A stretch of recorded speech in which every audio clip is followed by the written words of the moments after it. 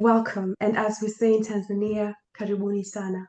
My name is Viola, and along with my sister Yvonne, who is joining us today over the phone, we created this summit, Pain to Power, to begin and to normalize conversations around pain and trauma, and to give you the tools to help you to go on to create the life that you deserve. Yvonne will be introducing our guest today, and we're very, very excited to have her. Thank you, Viola. Our guest today is known in the US as a dynamic speaker and author, and her expertise and passion is to inspire professionals to handle vicarious trauma, compassion fatigue, and burnout. She focuses on employee resilience, and she's also educated in thanatology. That was a new word for me. What's particularly helpful for us today is that she offers practical strategies that can be implemented immediately. Welcome, Barbara Rubel. Thank you for inviting me. Pain to Power. Great title, because so many of us have experienced pain and we need the power, whatever that means, however we define it, to manage what we're going through. So I love it. Great, Barbara. Now, Barbara, can you say a little, because our audience might not be familiar with the concepts you just mentioned, vicarious trauma, compassion fatigue, or even the discipline of thanatology. So could you say a little about that before we dive in? Yes, well, vicarious trauma is when you're working with someone or you're with someone who experienced a primary trauma, and somehow you're experiencing the same symptoms as them, but you didn't experience that trauma, but you're waking up in the middle of the night in a cold sweat, and your worldview changes. You no longer feel safe. You don't trust people. You have issues with self-esteem.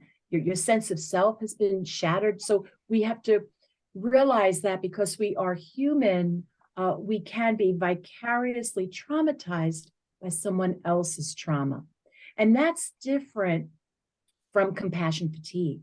Compassion fatigue is made up of two elements: burnout and secondary traumatic stress.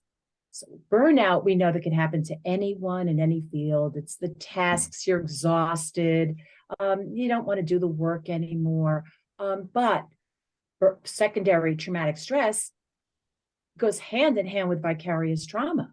Someone else experienced the primary traumatic stress, and you're experiencing the same type of symptoms. Again, it's because we work with human or pets or things that really impact us because we're so highly empathetic and compassionate. And when we are empathetic, when we truly care and love other people and want to help them, we can have what's called empathic distress or empathic distress fatigue, where we just get tired of giving so much of ourselves, being so empathetic and caring and loving, and we're not taking care of ourselves. And thanatology, another term, there's so many here. Thanatology is the study of death, dying, bereavement.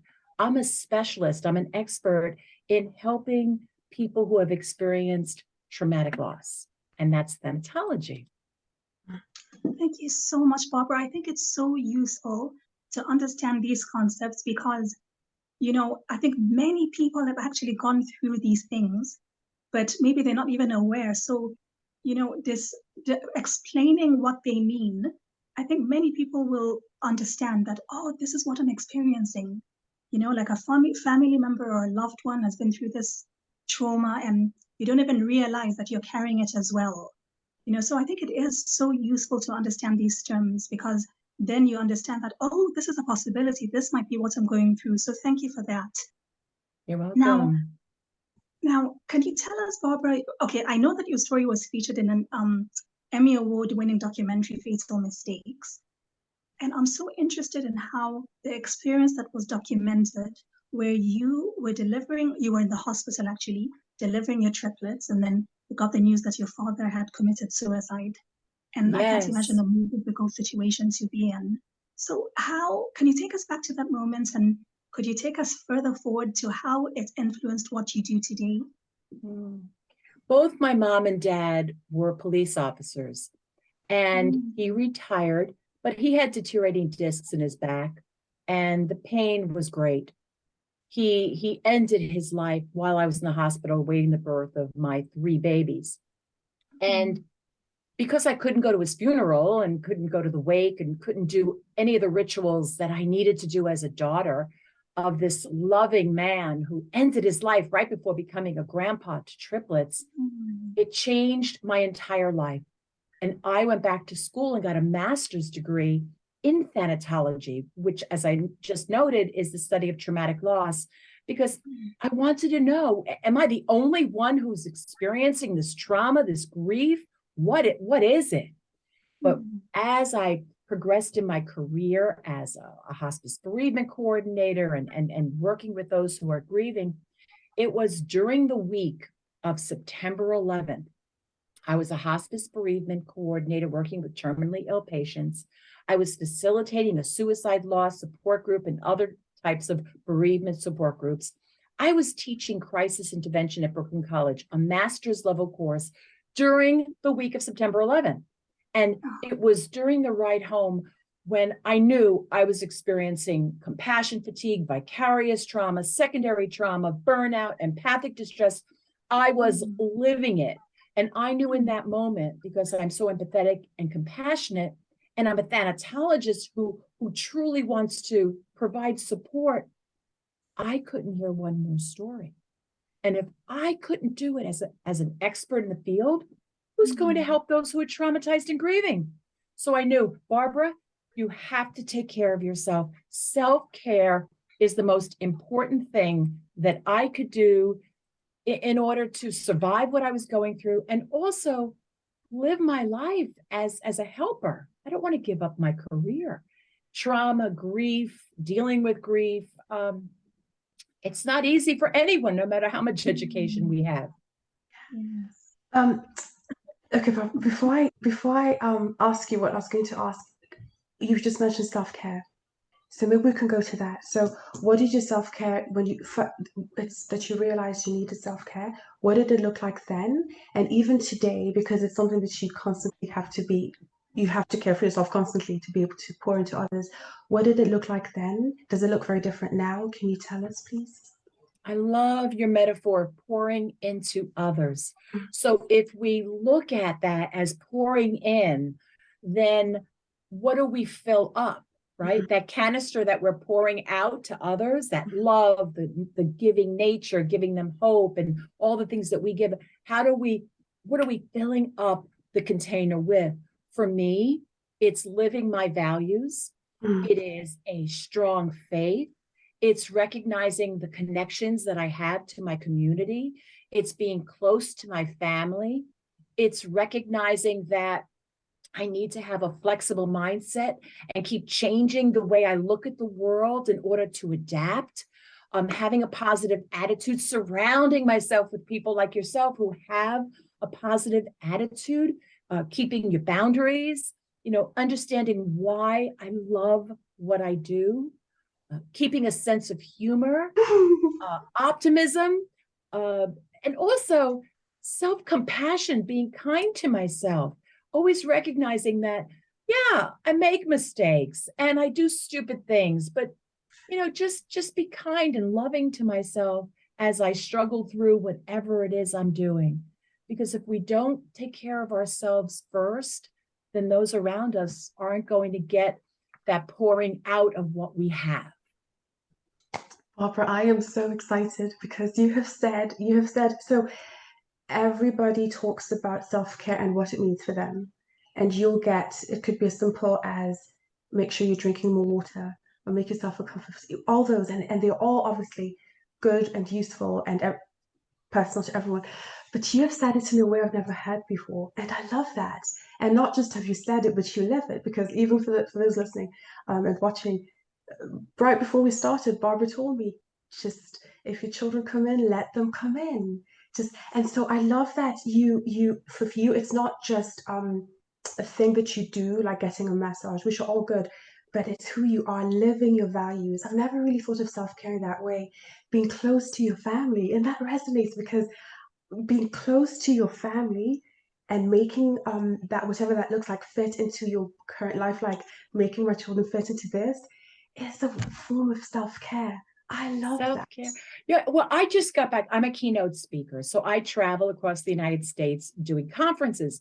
And at this particular conference, they gave out, of course, the badges that you wear. And I had a badge that said on the bottom, a little ribbon, keynote speaker. However, on the table, they had all these wonderful ribbons that you could choose. So you could choose, happy, you could choose, silly things, half glass filled, princess, all these things. And I saw grandma. Oh, I put the keynote speaker's ribbon aside and I took off the back and pasted grandma on my keynote speaker badge, because it wasn't about ego. It's not about, oh, I'm presenting. What it is about, this is who I am. This is the knowledge that I have. And I hope that as we talk and share, something resonates in you, and you take one piece of information and it keeps you hopeful. It keeps you resilient. It shows you that you have the strength to manage whatever stresses you have in life. And for me, it's my family, it's my friends, it's my faith, it's the simple things in life. Because as a thanatologist, I recognize we're all going to die one day. So what do you want on your tombstone? I want grandma. Do I want speaker? No. What's really important to you? Live that, be that, live your strengths and remain hopeful. And I think we got this. It's as simple as that. That is self-care. So even so beautiful. And I know Yvonne is smiling. I know it's because even if sometimes you days do fall, that little ones that need the attention, but even if you cannot take that time to read a page of your book, but just being with them and enjoying that is a way of self-care. That has just helped me look at it so differently. I have another question that you mentioned, and maybe we can touch on that first. Okay. You talked about you were not able to be part of the death rituals that for a daughter. Can you talk about the importance of that and what that left, like what that can leave for someone? And I say that because living in the US, my grandfather died back home in Tanzania, and I was unable, obviously, to be there physically. And I know that even hearing you say that, like there is a process of living and dying and the rituals that we do and not being able to participate can impact us. How? Well, how do you know that your grandpa is dead? You're told that he's dead. People are, on the phone with you crying, or you're in a Zoom call and you see people wearing black or whatever customs. But how do you know if you weren't there? We need rituals of passing, rituals that tell us they really are gone and not coming back. And that's why funerals are important, or times to mourn, whatever your culture or faith is, whatever your religious beliefs are. It's important to have a beginning and an end. So the simplicity of your not being at your grandfather's funeral, but perhaps on that day, you said a prayer in his name, or you lit a candle, or you ate a food that he loved, or you said a poem or a prayer. What that did was that showed you he really is gone and you will never see him again. However, spiritually, he will always be a part of your life. And what's beautiful about rituals is that you don't just have to do the ritual that day of the death. You can create rituals throughout your entire lifetime, on the anniversary of the death, or his birthday, or just in a moment where you're really thinking of him and you light a candle. It could be just as simple as looking up at the sky and knowing you're not alone. Other people in that moment are also grieving. You're not alone in that, and that he gave you so much and you found meaning in his life and even in his death, and that he's going to live with you forever spiritually in that connection. That is so important, because what you said, I have never heard anybody else say it. So I know people listening thinking, in the same situation, far away for whatever reason. How do you know they're dead if you're not there? That is so, it just, again, massive Massive. Thank you, Barbara. Oh my gosh. I hope we have a whole day to just chat with you. Okay, so can you tell us, Barbara, in your experience, you've worked with countless people, different experiences, different traumas, um, the relationship between trauma and grief, and then maybe the challenges in dealing, in general, grief. Yeah, well, we know that the trauma is defined the way you define it. So however, if you say this was traumatic to me, then it's traumatic. We know the definition is, an actual or threatened death.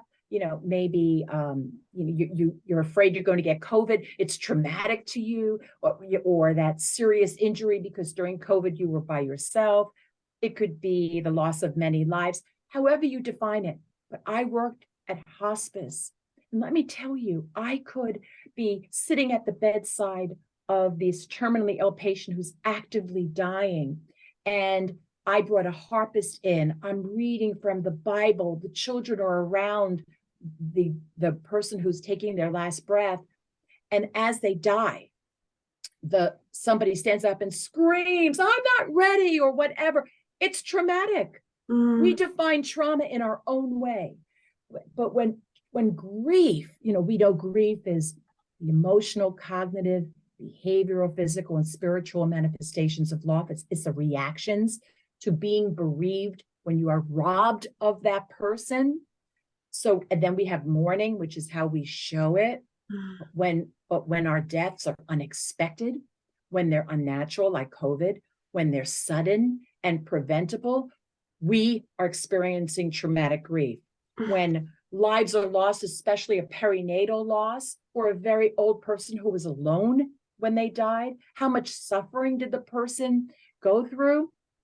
All of these things are going to impact grief and trauma. So to me, it's just this one big pail of loss, whether it's COVID-19 or so many people around the world are dying from fentanyl or drug-related death, or in my case, suicide, homicide, sudden cardiac death, accidental death, public tragedies, terrorist attacks, this disaster hurricane that we just had in Florida, domestic violence.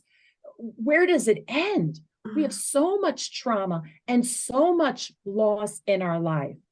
And just COVID has it's impacted us in a way that we have not gotten to the end of how that collective trauma, we haven't gotten to even the iceberg of it yet. There's so much there. It's impacted our life terribly. I know Yvonne has a question for you, Barbara, but before she does, you mentioned mourning and how one of the cycles, you lose your grief. And it's interesting, it makes me think of even culturally how that is done differently. And I've said that, I've shared this with a friend, and when you say it now, I'm thinking it's true. At home there is a way, there is a rhythm. I can, the best way I can think of, there's a rhythm. Somebody dies, you all gather in their home, and people are helping to clean, and so that you're together, you're crying. And I remember that we're all there, and there's also laughter. You will talk about stories. There's a lot of laughter. It's not just, and I'm saying this from experiences. And then somebody will come, maybe from a different city. Somebody's coming for the first time to give the condolences, and you hear the crying start over again, because they come. It is a reminder of why they've come. You're then weeping with them, and you're all crying again. And then there's a calmness. The children are fed, adults if they want to eat, and then you're talking again and laughing, and life goes on a bit, and then a new group comes and it starts again. And the reason, I don't know if somebody at home would even recognize that, but I recognize that being away from that, being here and seeing how differently it's done, and how alone, at least I felt, that there is not a rhythm. It's almost there was not that cycle of you cry together, you laugh together, you cry together, and then you bury. So what you've said is so helpful, I know, for even those thinking about how do I mourn? Did I mourn? Am I away from the people who would mourn with me? And how can I remedy that so that I have that sort of completion in my heart? I just thought I'd share that because you said that beautifully. I'm sorry, go ahead, Yvonne, because I'll just talk to Barbara endlessly. No, but I love how you talk in metaphors, and with the rhythm, it's it's a sad song, isn't Mm. it? It's really a sad song. And you sing to your culture, your faith, your race, your ethnicity, your belief system.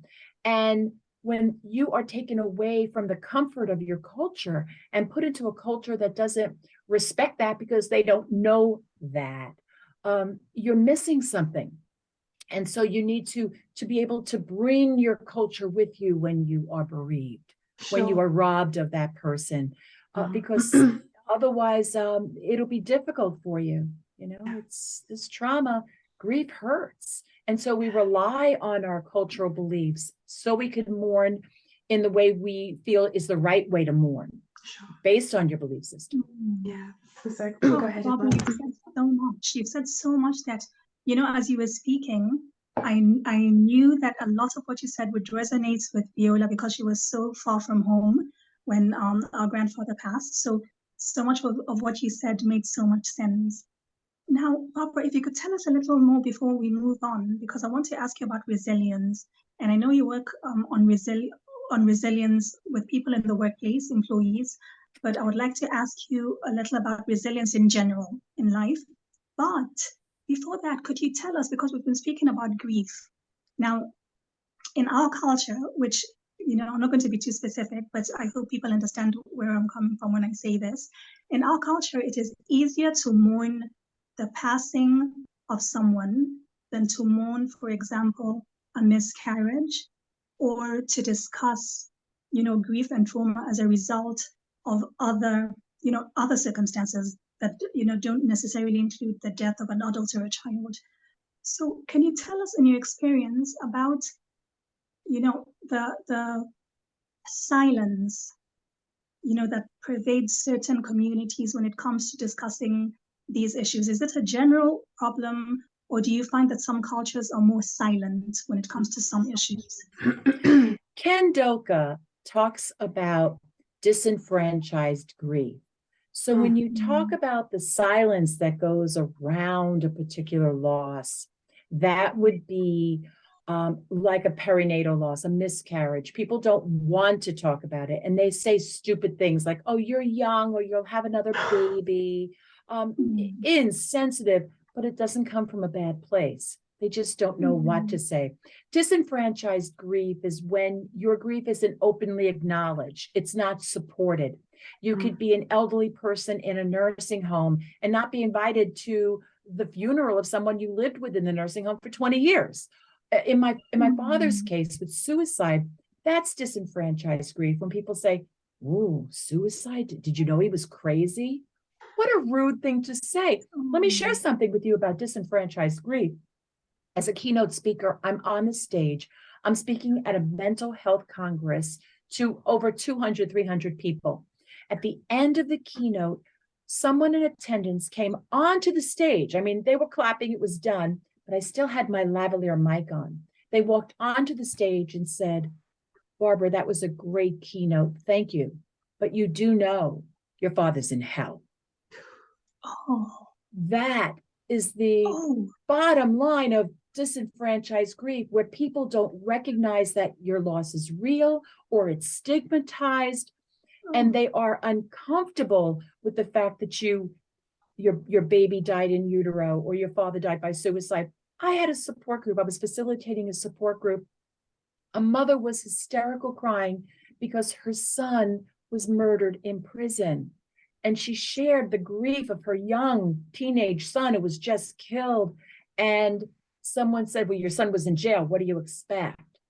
This is a grieving mom. So you see that we feel like we need to be silent because people around us disenfranchise our grief. So thank you for sharing that, because so many people are not talking about their loss because others just don't get it. Oh, thank you for that, Barbara. Viola, do you want to jump in? So can you talk about the resilience then, Barbara? Like, can you address that specifically, well, even for personal, like what strategies can people use in life to have that resilience? Because that I think is so important for, irrespective of what you've gone through, to give you, Well, First, I would ask them how they define resilience. What does it mean to them? During my programs, I give out this little stretchy. It's just a little guy about 3 inches, but you stretch out his arms and you stretch out his legs, and everybody's stretching him out. And what I say is, now stretch him as far out as he can. What happens if you stretch him out too much? He will break. He will snap. That's resilience. You need to know how much you could take, how far you can go without screaming at the world. That's resilience. And resilience, the foundation of resilience, is utilizing your strengths.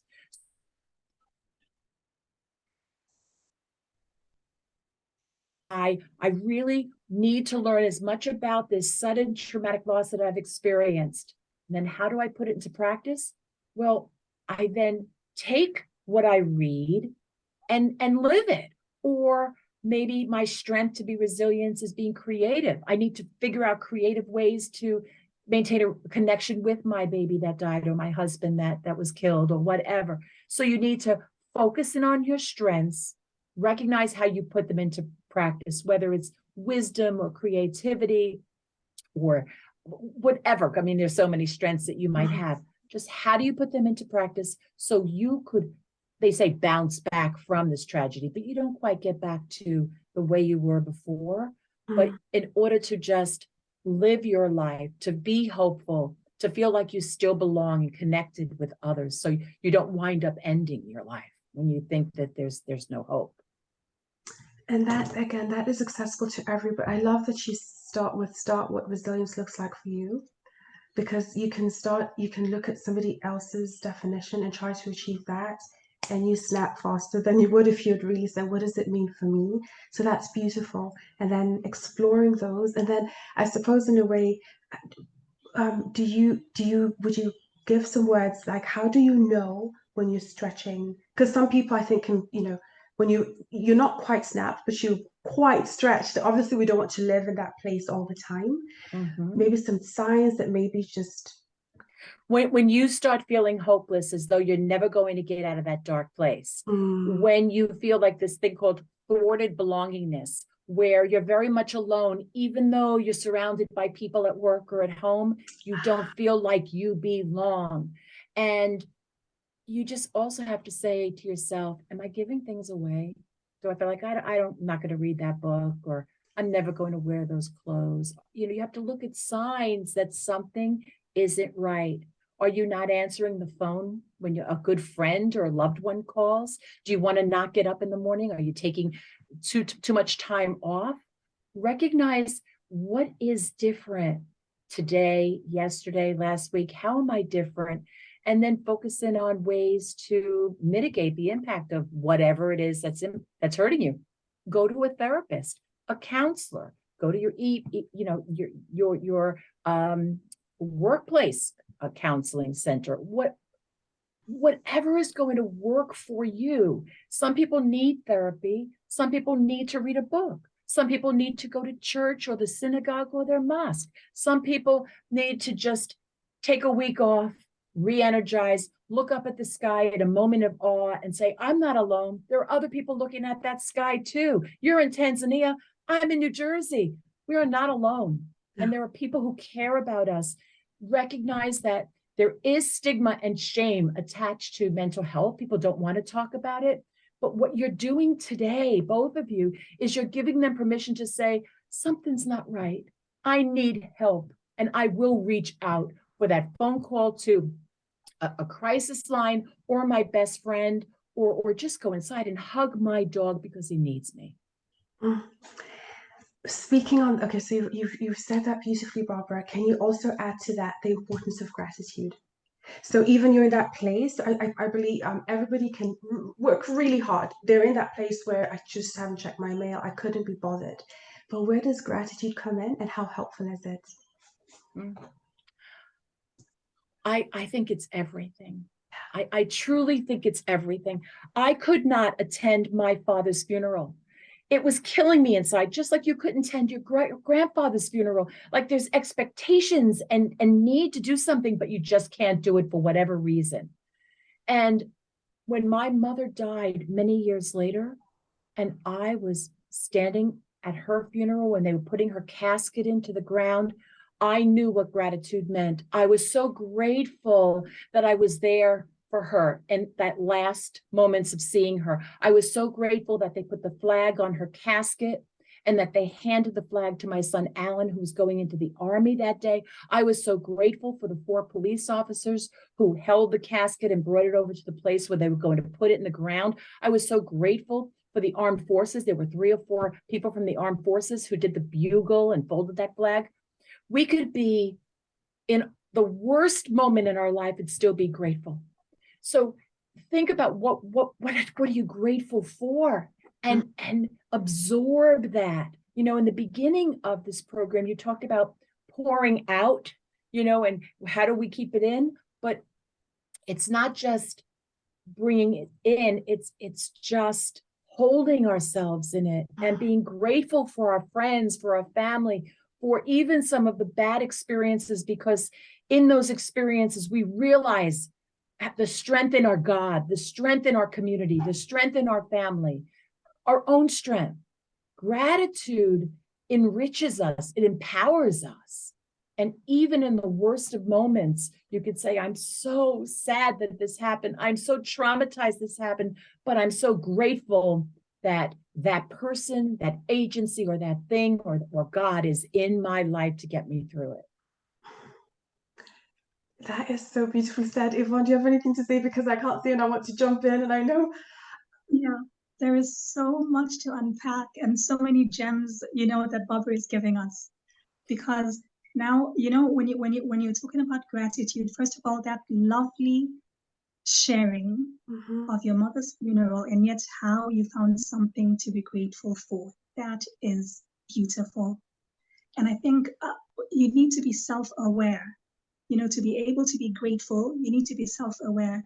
And, you know, when you're practicing gratitude, you're also in the present moment.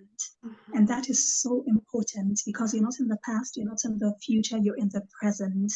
You know, thanking God for what you have now, those little things, even in the most difficult of circumstances. So that's such a beautiful story. And it reminds me of when I was going through my own traumatic experience. I came to a point where I was thanking God for the hot chocolate in my hand in winter. And I said, I'm enjoying this so much, you know, so bringing yourself to that present moment. And you know what, you've said a lot, Barbara, that for me, I just kept thinking self-awareness. You need to be self-aware, even in the stretch. How much am I overstretching? Am I hurting myself trying to heal fast or get over it? Because that could actually hurt you more. So you also need to be self-aware what's going on inside. So I don't know if you can tell us, Barbara, about how important it is to be self-aware, and also how important it is to realize that even trauma can make you grow. Because I've heard that some studies show that traumatic growth can happen even while you're experiencing the trauma. I found that so fascinating. But even post-traumatic growth, how important is it to realize that this can happen? And how important is it to make meaning of your suffering? How important is that for you to heal, that it's not meaningless, what you've gone through? Well, post-traumatic growth, as someone who specializes in grief and trauma, I recognize the importance of it's Tedeschi and Calhoun's theory.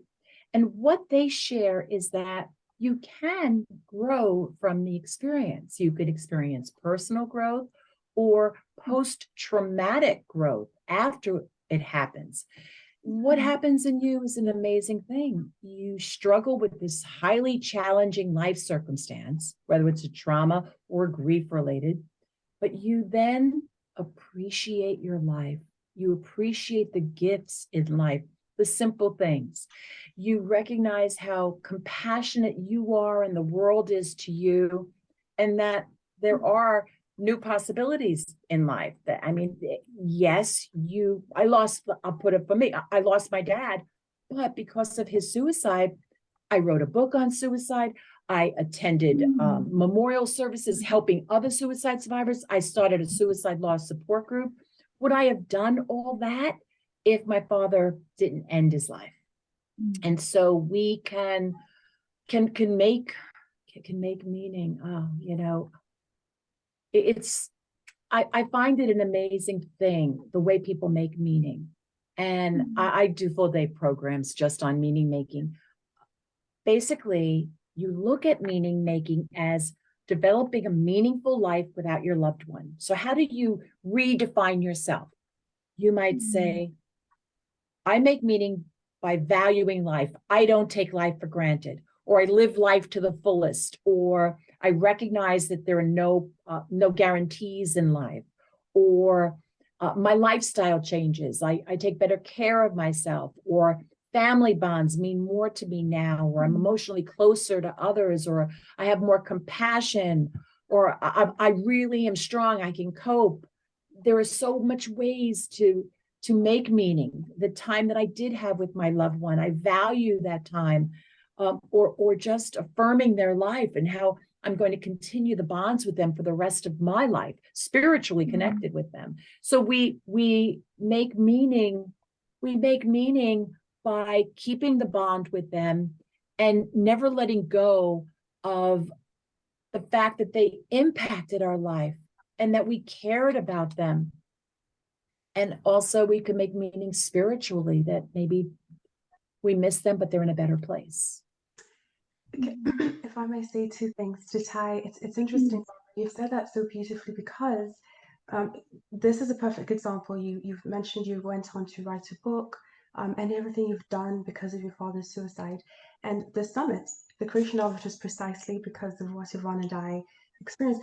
It's difficult to sort of come up with something that you've not gone through, and you don't want to help people on the other side. So that's, and when you speak about gratitude and meaning, I think that just like Yvonne said, you shared that so beautifully at a very painful time. You're burying your mother. You found a way to be grateful, and that did not negate your suffering. That did not. I think sometimes there could be a tendency to think that if I'm grateful, or if I look at the positive, it takes away my suffering, and it doesn't. It doesn't, because from that you can then get your meaning to even go on to do something bigger. So I think sometimes I know sometimes you can think, like, it hurts and I don't want, so you can even refuse to be grateful, but understand, like you said in the beginning, faith and family, and understanding, believing, again, whatever you believe, but God allows things for our good, and good can come from your suffering, and just allowing to be in the present, like Yvonne said, through gratitude, and then go on to your meaning. I think it just sort of takes you full circle. Yeah. And give yourself permission to enjoy life as you move on. That doesn't make you say, I'm never going to think about them, or I miss them. You can miss them and think about them while you're enjoying a wedding. You can go to a wedding, even though your husband just died. You might have lost a baby and it's hard, but you can go to your best friend's baby shower if you can handle it, because you want her to be happy in that moment. It's hard. Let's face it. This is hard. It's hard to go to a wedding if you're married for 50 years and your husband's not going to be able to hold your hand as someone you love is getting married. It's hard to be at a friend's baby shower when you just lost your baby. It's hard. Life is hard.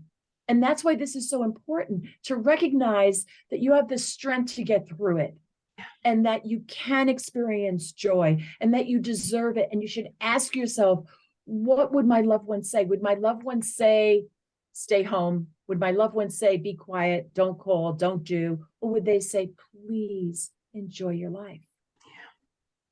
Yeah. Beautiful. Beautiful. Barbara, you said something, and I'm so glad I just remembered, because I would have kicked myself for not asking you this. But when you were talking about self-care, you mentioned in your lovely long list, you mentioned humor, which I love. You mentioned humor because, Viola, I think, you can relate. We've always spoken about this, that we always find something to laugh about, even in difficult times. We always find something to laugh about, and some people find that odd. But can you say a little more about what that does to quicken your healing? Yeah. First of all, it's okay to laugh. You can maintain a sense of humor when you grieve. I created a formula called Fabulous. It's a fabulous framework. And I briefly mentioned it in the beginning. F is about flexibility, A is attitude, B is keeping your boundaries, U is being united and connected. But L is having a sense of humor, finding joy in life, taking time in your day to have fun, recognizing what makes you giggle or have a hee-haw laugh or snort, like what makes you laugh the way you laugh. You know, when we started this program, you had your two little ones, you know, right there, and they made me smile. You know, they were just so cute, and blowing kisses to their aunt. I mean, they weren't blowing kisses to me, but I'm blowing kisses to them. They're making me smile. You know, I mean, we have to find the simple things in life and search for joy. It could just be, you know, going outside and picking some flowers in the summer, or finding a seashell, a really great seashell on the beach, you know, or seeing the first leaves of fall. I mean, these moments of joy, you know, it's that hug of seeing someone you haven't seen in such a long time. And even when you go maybe one day and see the burial place of your grandfather, if he was buried and not cremated, just going there, the joy you're going to feel, the connection in the sadness, knowing his spirit is watching you, loving you, there with you, hugging you spiritually. There's joy in the good moments and there's joy in the bad moments. You just got to find it. Like just right now, I heard your son in the background screaming. And I thought to myself, now that could cause great stress, or what a joyful moment that you are blessed with a healthy child who's in the next room, that you're gonna be there for him as his mom, loving him, watching him grow. Joy. We have to just acknowledge it and accept it, and like we talked about before, fill yourself up with it. Yeah. Self-care, they're close. It's beautiful for me, you know. Perspective, joy, present. I mean, it's just a wonderful mix, you know. It's just like Barbara said, just like, no, just before we you ask your last question for our audience, just really, you've said it beautifully, being human and just accepting, just being human, you know, making it work, realizing that this is it, making it flexible, faith, family. You've just said it all so beautifully and tied it so well in a way that everyone can do it. You've not said anything that is so difficult to achieve. Joy in picking up a leaf, looking at the sky. I mean, we can all do that, no matter what we have suffered. And like you said, everybody's suffered, some more than others. It's to come, but it's just really a good way of being. Thank you, Barbara, for everything that you've shared. You are delightful. Thank you. Thank you. Barbara, I was going to ask you what's one practical step you can leave with our audience, but you've given so much that honestly, you know, you've given so much that I think that question isn't worth asking. So I'll just ask you to you know what, I think it is worth. I think it is worth, because what we have to do is say, okay, Barbara just shared this and a lot of it made me feel a certain way, but I need the step. I need the step to further my, you know, my healing. So I have 10 steps, and these are 10 steps that I share with everyone. And I think it really makes sense when you are grieving. First, identify that you have identity confusion. What does that mean? Am I still a mom if my child died? Am I still that wife of 40 years if my husband just had a heart attack? Who am I now? And focus in on who you are now in the world. Recognize that you might have this marked sense of disbelief that you experienced this trauma and loss, but recognize that you need to oscillate, which means get into it and then move away from it. Deal with the pain, throw yourself on the floor, cry, but then, you know, go to work. So you oscillate back and forth from the intensity of that pain.